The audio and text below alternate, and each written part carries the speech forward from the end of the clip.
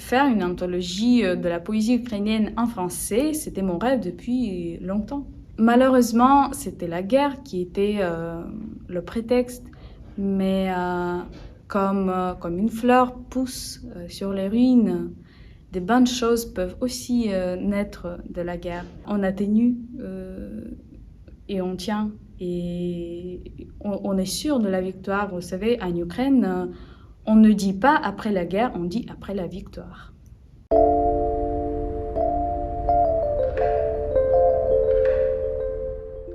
C'est très important pour moi d'être là maintenant, de pouvoir d'un côté rappeler que la guerre continue, que les gens continuent à mourir, mais en même temps de représenter la poésie ukrainienne, ma littérature, ma culture, parce que la culture, enfin, c'est ça pourquoi nous luttons. Je vais retourner en Ukraine avec une valise des anthologies pour les auteurs et aussi pour les gens intéressés.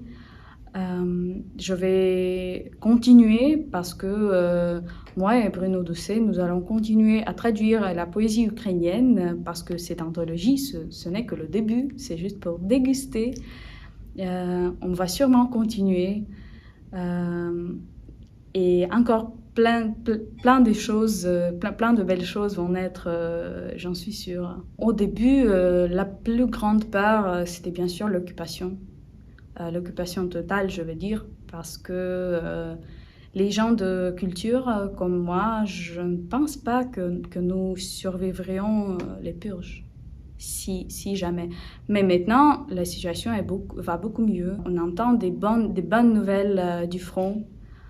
Alors on est plein d'espoir et on va voir ce que l'automne nous va apporter sur le plan militaire, mais aussi sur le plan politique. Mais on est plein d'espoir parce que on atténue et on tient. Et on est sûr de la victoire. Vous savez, en Ukraine, on ne dit pas après la guerre, on dit après la victoire.